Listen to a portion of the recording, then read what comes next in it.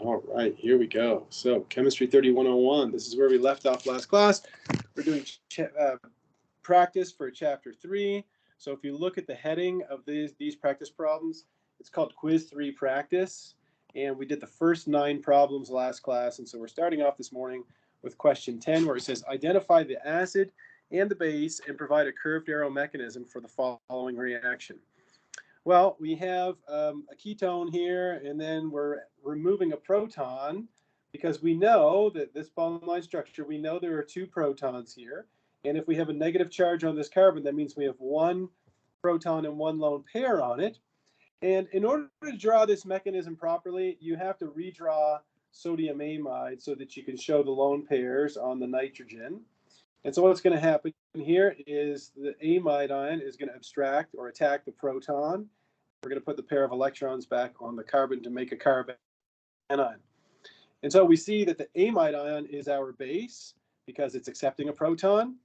We see that the ketone, so we would call this a ketone. This ketone is donating the proton, so this is our acid.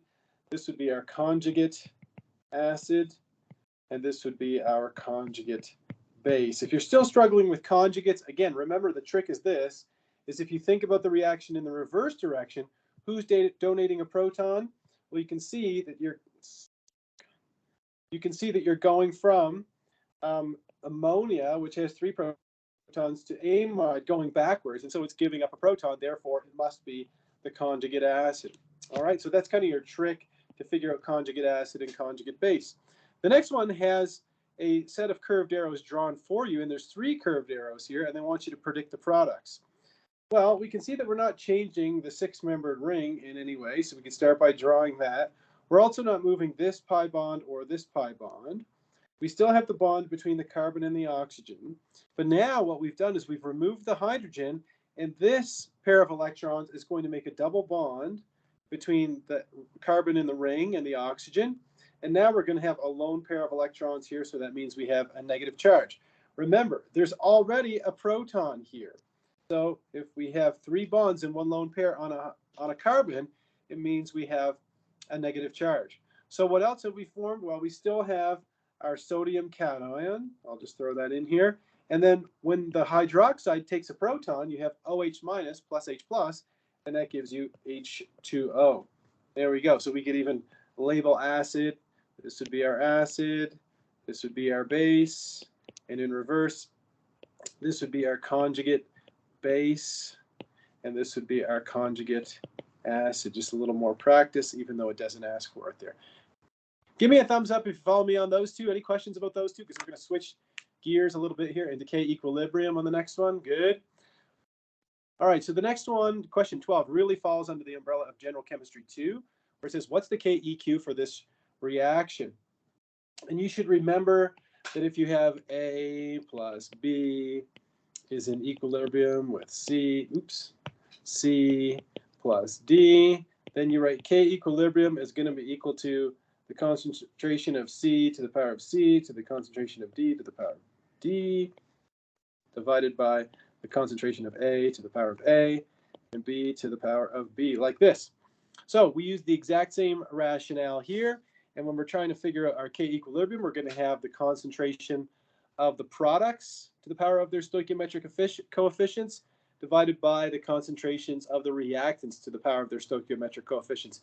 You see that the stoichiometry of everything here is 1, and so we don't have to have any exponents, and you can see that they didn't put in any anyway. Is there anybody that was able to identify the right answer for this one, for 12? Just looking at it here. So it can't be 2 because you're missing the water, right? You want to include the water in the K equilibrium. It would be 3, right? It would be 3 would be the correct answer, okay? And if you're thinking, well, I thought you left water out. You leave water out, leave H2O out for Ka, not for K equilibrium. For K equilibrium, you would include it, and so the answer is going to be 3 on that one. All right. Let's move on from there. Which of the following is the most acidic? Oh, I like questions like this. You get to practice your aereo, or you could use your pKa. And let's start with the pKa, the easiest one. Does anybody remember the pKa of a carboxylic acid? What was the approximate pKa of a carboxylic acid even? That would be good enough.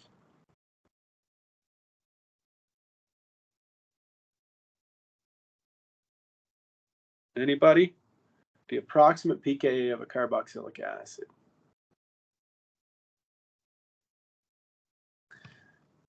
It was around 5, Eric, right? It was 4.75 for acetic acid. But Eric, you know, I'm being a stickler. Let's just put 5. pKa is equal to 5. What was the pKa of an amine? The pKa of an amine was about 38, right? And then this one here is a ketone, and the pKa of a ketone was about 19. Well, if you're comparing an acid, and you can see that this is the conjugate base of the acid, well, this one has a negative charge on it, so it's definitely the least acidic. If it's already got a negative charge, it's not going to want to give up a proton. So this one is definitely going to be the least acidic, number 3. And you can see out of all 3 remaining ones, the one that is the most acidic would be the carboxylic acid. So the carboxylic acid is going to be the one that is the most acidic. There we go. So we could rank these in terms of most acidic to least acidic. And we would put number 2 would be the most acidic. Number 1 would be the second. Number 4 would be down here. And of course, number 3, which has a negative charge on it, that one's got to be the least acidic of all. All right. So now we're going to flip it around and say which one of these is the most basic. So if we have a bunch of negative charges here, what we're looking for is you could do one of 2 things. We could look at the pKa's of the conjugate acid and say whichever one of these is the weakest acid, that's going to give us the strongest base. Or we could, like I said, we could flip it around and try to look at the stability of the carbanion. But I think the easiest thing here to do would be to look at the pKa's of the conjugate acid. So I'm going to put this in red. What we're going to write is the pKa of the conjugate acid of each one of these. So the conjugate acid of this benzene carbanion is going to be benzene. Does anybody remember the pKa of benzene approximately? What's the pKa of benzene from last class? If you remember, it wasn't in the table, and then I went over it with you. pKa of benzene.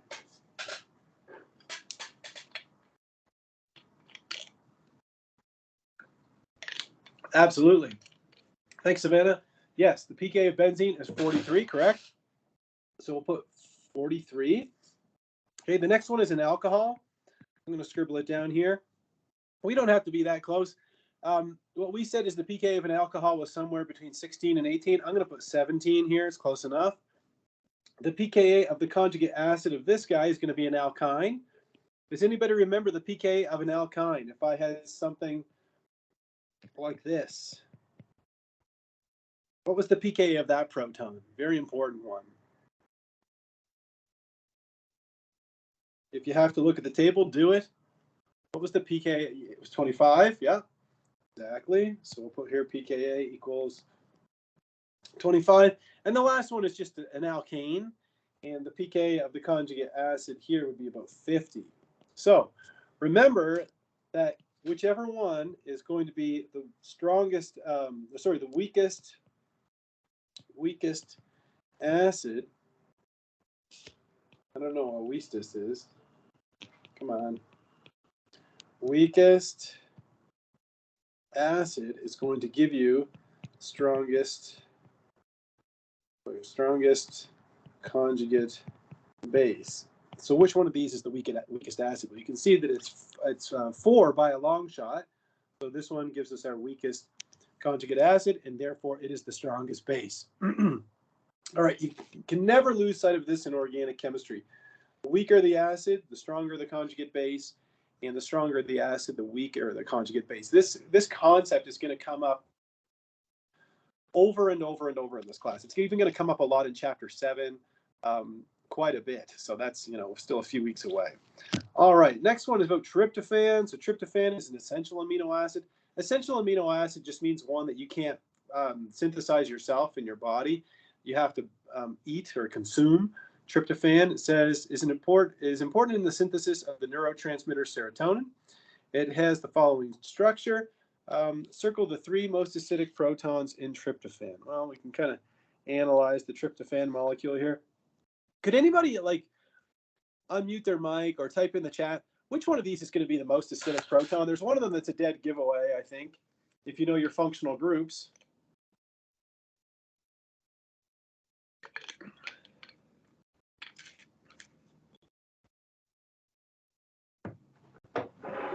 Could anybody say which one of these is the most acidic?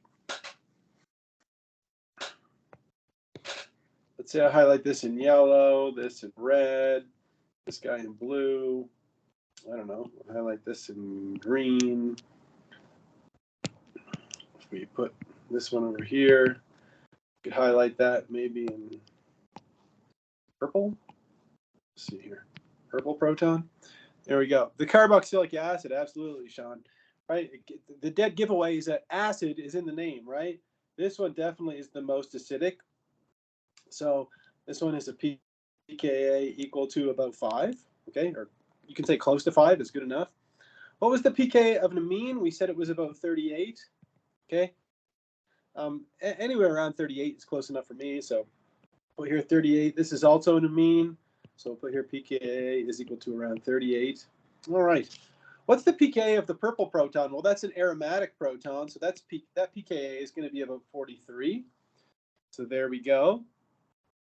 And everything else is going to have a pK of about 50, right? So if I put this proton in red and this proton in red, right, those are just alkane protons. So those are going to have pKs of around 50. And so the most acidic protons in the molecule are going to be this one, and this one. Those will be the most acidic. All right. Does anybody think they have all the pKa's in the table memorized?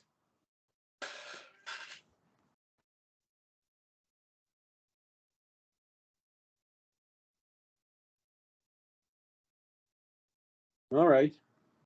Nobody seems to be willing to chime in and say, so you've got to have all those pKa's memorized, everything in table 3.1. So, all right, we'll write it here. Memorize table 3.1. All right, there we go. All right, let's move on to 16. Which of the following compounds is the most acidic?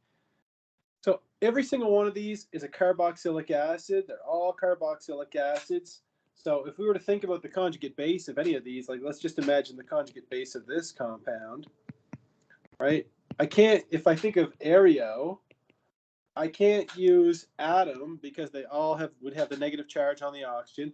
They all have 2 resonance structures. So what am I going to use to solve this? I'm going to use induction because I have electron withdrawing groups. I have fluorines and chlorines, which are electronegative elements. So if I think about any one of these, you can see this one, I have an electron withdrawing fluorine. Here I've got 2. So this one's going to be more acidic because you get 2 electron withdrawing groups. Here you've only got 1. And here you've got 1, 2. But in this one, you see that in 2, you have 2. And in 4, you have 2 as well. But which one do you think would be more acidic? Would it be 2 or 4?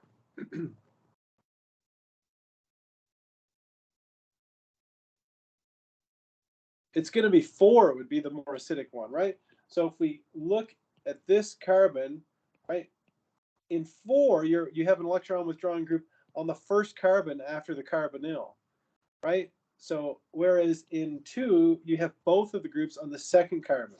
Does that make sense now that you see it?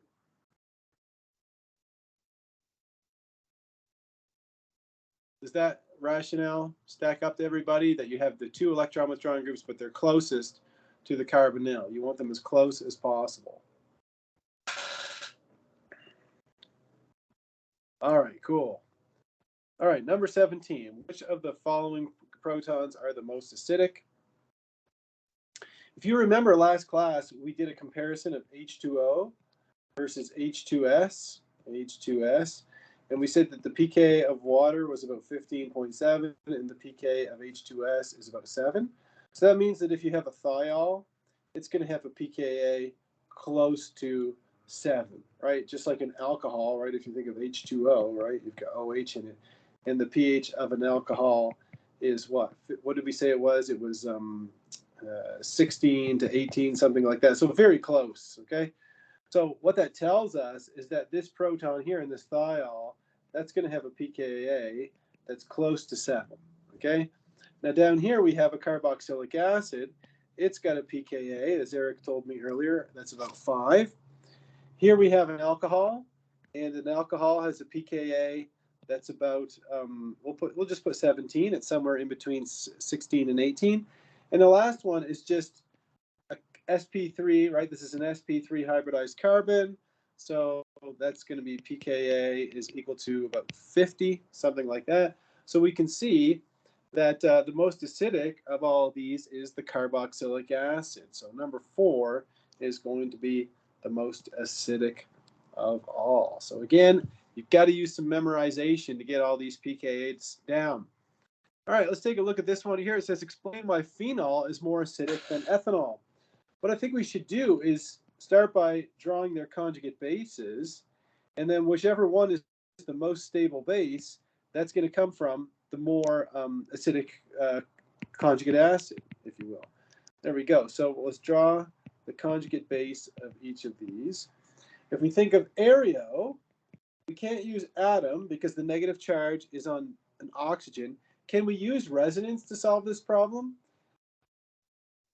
Could anybody tell me, could we use resonance, or is that what we would use to solve this, or do we have to go down to induction or orbital?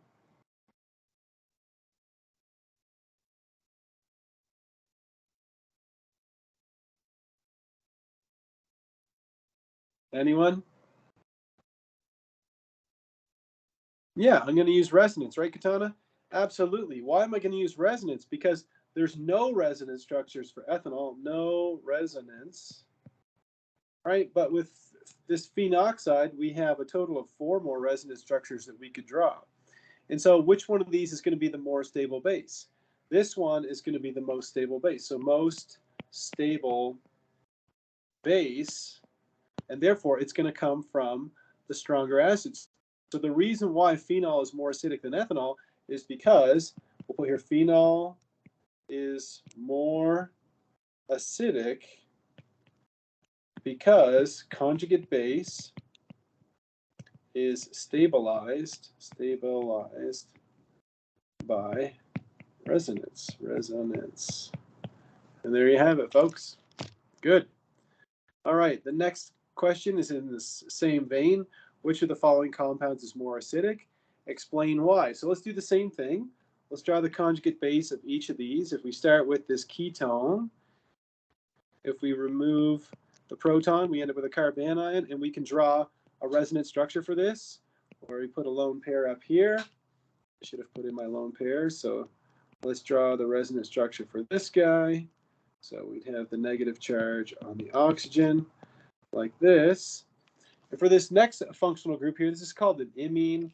We haven't covered these yet. We won't cover them for a while, but if we draw the conjugate base of this guy, it's going to look something like this, where we have a negative charge here, and then we can draw a resonance structure like this. Okay, so let's draw the resonance form. It's going to look a lot like this. Now our nitrogen has 2 lone pairs. There you go. So if I think about the negative charge, initially is on a carbon on both of these. So atom, resonance, they both have resonance. I can't use induction, and I can't use orbital. Does anybody know, and there's something I kind of glossed over here that I didn't explain, or I haven't mentioned, that enables us to determine which one of these is going to be the more stable conjugate base? Could anybody tell me what I kind of left out there? What do you notice about the negative charge in the resonance contributor for each one of them? If you look at the resonance contributor for the first one, the negative charge is on an oxygen. And if you look at the negative charge on the second one, it's on, exactly, thanks, Eric, the negative charge is on a nitrogen. And since oxygen is more electronegative, this one is going to be the most stable, or more stable than this one. Oops. More stable than the one with the negative charge on the nitrogen. And therefore, the one that I have circled is going to be the most stable conjugate base. So we'll put here most stable conjugate base, since negative charge is on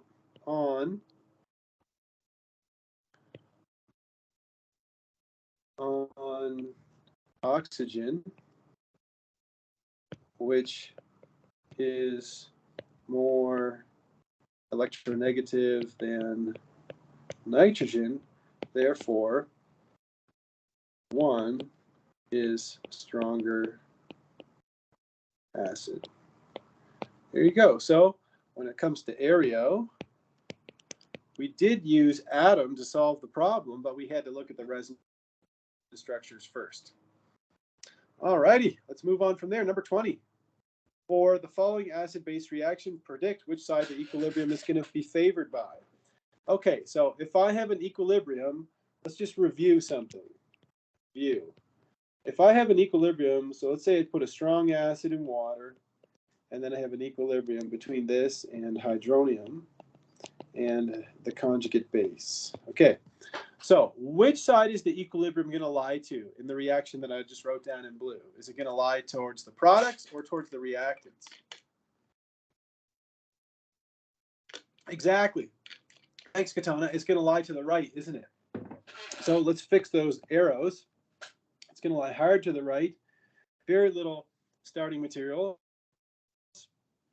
Right? And you could have solved this one of two ways. You could have evaluated the pKa and say pKa here is -9, pKa here of the conjugate acid is -1.7. This is our acid. This is our conjugate acid. And we said that the equilibrium is going to lie to the side of the weaker acid, right? Equilibrium, okay, will favor, I'll put favor, the side of the weaker acid, right? And I explained it. I said if you have a strong person pushing against a weak person, which side is it going to lie to? It's going to lie to the side of the weak person because the strong person is going to get their way. So what we could do here is we could label that this is our base, this is our acid, this is our conjugate acid, and this is our conjugate base. And then what we'll do is we could evaluate the pKa of the acid and the conjugate base. So if I look at the pKa's of the protons on the acid, so this is an alkene, and you remember that with an alkene, you have an sp2 hybridized carbon-hydrogen bond, right? There's two of them. Actually, there's three of them. But those have a pKa that was about 44, something like that. So pKa is 44. But if you have an alkane like this, the pKa is equal to 50. And so that means that the equilibrium is going to lie to the side of the product. So we're going to have mostly products and only a little bit of reactants in this case. Give me any questions about that one? Does everybody follow me on that one? Cool. Awesome. Awesome. Good. All right. Well, let's move on from there. And it says determine if water is a suitable reagent to protonate the following compound. So if we were to combine this compound with water, okay, and we treat water as our acid and the phenoxide as our base, what's going to happen is the phenoxide, let me draw in the lone pairs, is going to attack a proton on the water, pull the proton off, and then we're going to have, we'll just draw equilibrium arrows. Then we would have phenol. So we'd have phenol plus hydroxide. Well, this would be our conjugate acid, and this would be our conjugate base. All right, so let's compare the pK of the acid, which is equal to 15.7, to the pK of the conjugate acid, and the pK of phenol was 9.9, or if you wrote 10, that's totally acceptable. Well, which side is the equilibrium going to lie to? It's going to lie to the side of the reactants. So fix the arrows here, and it's going to lie hard to the side of the reactants. You're going to have very little products here. Why? Because phenoxide is not a strong enough base to pull all the protons off of water. And so it's not going to be an appropriate reagent to proton, or water will not be an appropriate reagent, excuse me, to protonate phenol. All right, a Lewis acid, just a definition, and hopefully you remember my rule with the the vowels and the consonants. So a Lewis acid is defined as an electron acceptor. So electron acceptor, and so the answer to that one would be D. All right, and a base, I should put here Lewis base is equal to an electron donor. Okay, and if you didn't make it to lecture yesterday, and if you haven't had a chance to watch my videos, we said acid acceptor, and then we said base donor, so we have vowels and consonants matching. All right, which of the following compounds is not a Lewis acid? Oh boy, okay. Which one of these could not accept a pair of electrons? That's what we're saying here. So which one cannot accept electrons? Well, let's draw them all, okay? If we write out borane, BH3, the hybridization of the boron is sp2, but we have an unhybridized p orbital, and so that can act as a Lewis acid. It can accept a pair of electrons into the empty p orbital. The same thing would apply to aluminum trichloride, right? Aluminum is below boron in the periodic table, so it also has an empty p orbital, so this could behave as a Lewis acid. The next one is ethane, and we're going to look at alkane nomenclature later on today. This one is ethane. This is definitely not a Lewis acid. There's no way that this could accept a pair of electrons. And the last one, we have a carbocation. So yeah, that can absolutely, that wants electrons really bad. It's got a positive charge for Pete's sake. Okay, so this guy definitely wants electrons. And so the answer would be C. This is the only one that does not have any desire to accept a pair of electrons. Everything else can accept a pair of electrons. Okay, for the following reaction, identify the Lewis acid, identify the Lewis base. So remember, a Lewis base, okay, so we're looking for an electron donor. And we could practice by drawing a mechanism for this. So we have a lone pair on the nitrogen, and that's going to get donated to the empty p orbital on the boron. So we end up with this boron-nitrogen complex here. So we can see that 2 is donating the pair of electrons. So this would be our Lewis base. So that's the answer, is number 2. And this would be our Lewis acid, our electron acceptor. Just so you're aware, I don't know how good your memory is, but I'm sure it's pretty darn good. And just so you know, in organic chemistry, aluminum chloride and borane, so BH3 has a name. It's called borane. These are really commonly used Lewis acids in organic chemistry, borane and aluminum chloride. Okay, and that finishes up all the practice problems for quiz 3.